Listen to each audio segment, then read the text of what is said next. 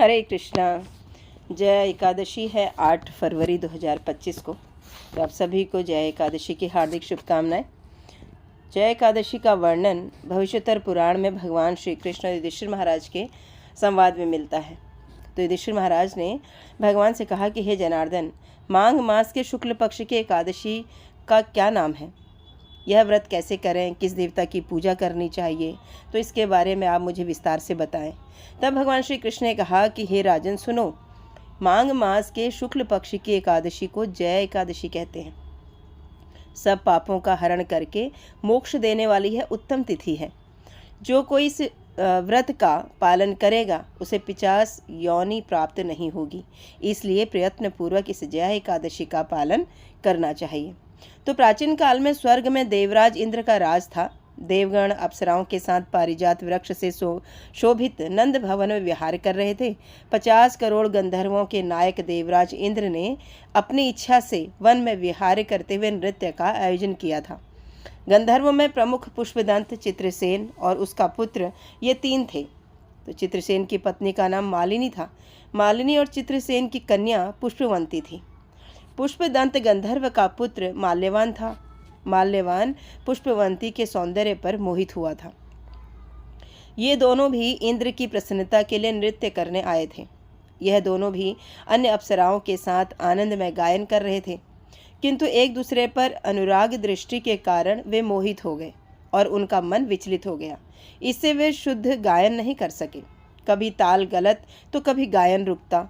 इस बात से क्रोधित और अपमानित होकर इंद्र ने श्राप दिया, आप दोनों पतित हैं, मूर्ख हैं, तुम्हारा धिक्कार हो। मेरी आज्ञा भंग करने के फलस्वरूप आप पति पत्नी के रूप में 50 योनि में जन्म लेंगे। तो इंद्र से ऐसा श्राप मिलते ही दोनों बहुत दुखी हुए। हिमालय में जाकर 50 योनि को प्राप्त होकर भयंकर दुख भोग रहे थे। शारीरिक पातक से प्राप्त हुई इस योनि से पीड़ित वे पर्वत की गुफा में भ्रमण कर रहे थे। एक दिन पिशाच पति ने अपनी पत्नी को पूछा, हमने ऐसा कौन सा पाप किया है जिसके लिए हमें ये योनि मिली? नरक यातनाओं तो दुखदायक हैं, पर 50 योनि में भी दुख बहुत भयानक है। इसलिए पूर्ण प्रयत्न से इस पाप से छुटकारा प्राप्त करना चाहिए। दोनों चिंता में मग्न थे, किंतु भगवान की कृपा से उन्हें माघ महीने की एकादशी की तिथि प्राप्त हुई। जया नाम से प्रसिद्ध यह तिथि सब तिथियों में उत्तम है। इस तिथि को उन्होंने अन्न ग्रहण नहीं किया, जल ग्रहण नहीं किया, किसी जीव की हत्या भी नहीं की और कोई फल भी नहीं खाया। दुख से व्याकुल सूर्यास्त तक वे बरगद के वृक्ष के नीचे बैठे रहे। भयानक रात उनके सामने उपस्थित हुई, पर उन्हें निद्रा तक नहीं आई। किसी भी प्रकार का सुख और काम सुख भी उन्होंने नहीं भोगा। रात समाप्त होकर सूर्योदय हुआ। द्वादशी का दिन निकला। उसने जय एकादशी के व्रत का पालन हुआ था।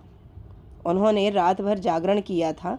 व्रत के प्रभाव से और भगवान विष्णु की शक्ति के कारण दोनों इस योनि से मुक्त होकर अपने पूर्ण रूप को प्राप्त हुए।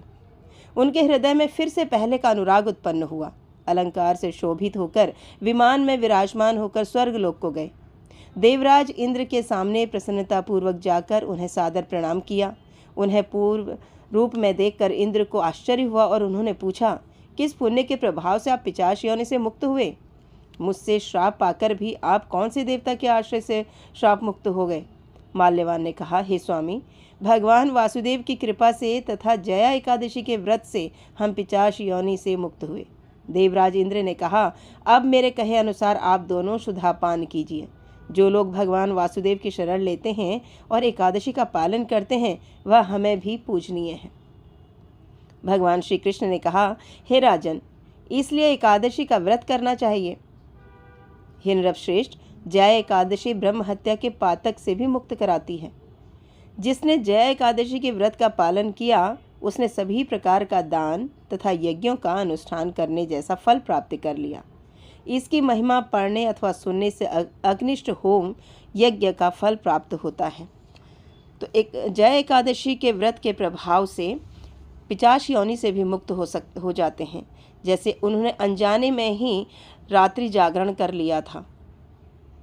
तो उस पिशाच योनि से मुक्त हो गए। तो सभी जीवों को, सभी मनुष्यों को एकादशी व्रत का पालन अवश्य करना चाहिए। हरे कृष्णा।